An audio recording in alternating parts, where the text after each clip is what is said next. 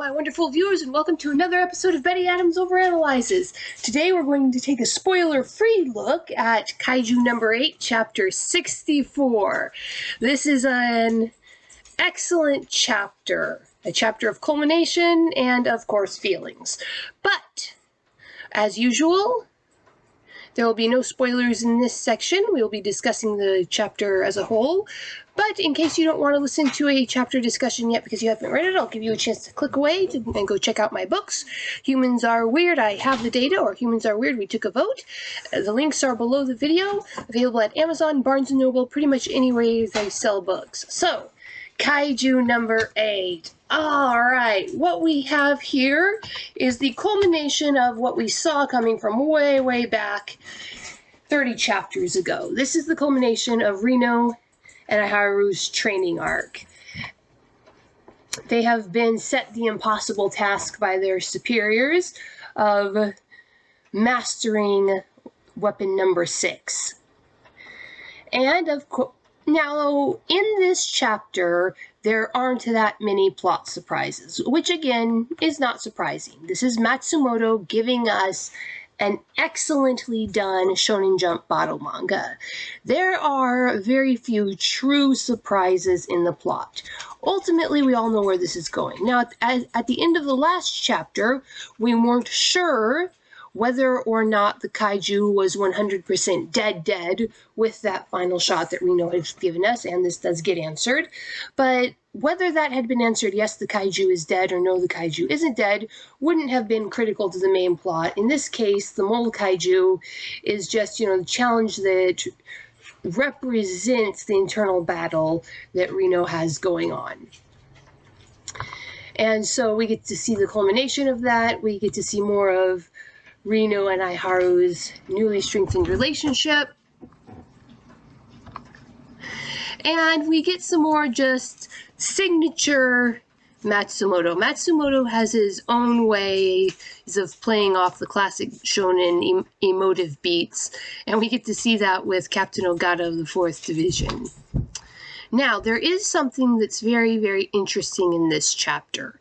We have the conclusion of the battle training arc, which finally concludes with the various leaders discussing how the rookies did. Again, nothing shocking in a shonen battle manga.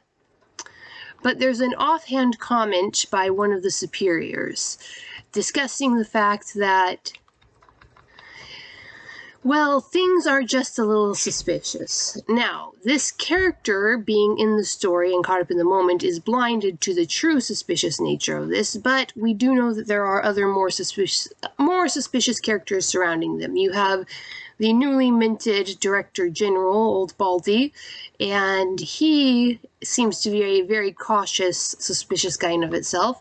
You have Hoshina, Vice Captain Hoshina of the 3rd Division, who's really, really good at putting stuff together.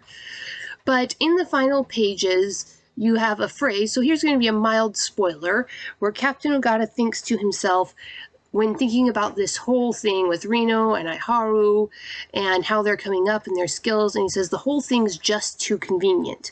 When he's thinking about how you have a compatible user for number 6. Now, from his perspective, he's seeing it in perspective of the emotive beats of the chapter. We get to learn a lot more about Captain Ogata's relationship with the deceased Captain Shinomaya, and that in itself is pretty heartrending. But we definitely have the cherry on top of this chapter being a character in context, recognizing the suspicions that we've all been having and discussing about, well, Reno. Because, again, the timing is weird, and everything's just too convenient. He was there when Kafka was originally taken by the little Kaiju. He was there for Kafka, and then suddenly he's compatible with Kaiju number 6 when nobody else has ever been. So, and then we have that, in a way, lampshaded at the end of this chapter. Again, not directly, it's just an offhand comment by one superior discussing the conclusion of a test of the rookies at the end. But it was very, very interesting to me. But you all know by this time, if you've been watching my videos, that I'm pretty obsessed with that theory, that Reno's a bit more sus than we want him to be.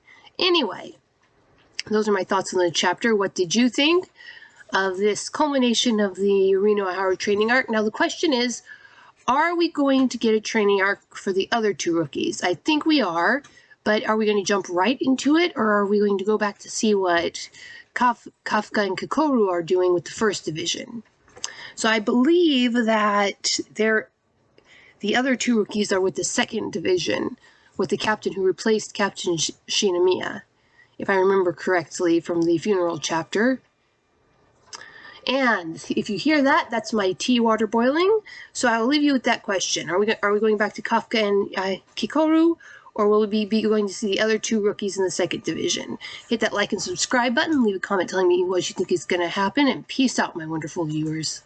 Humans are weird. We took a vote, and humans are weird. I have the data. 2 books in a series of human absurdity. Go check out these short story collections. What will our little green friends think of us when we finally do make it to space? Find out the answer in 2 books of human absurdity. Humans are weird, we took a vote, and humans are weird, I have the data.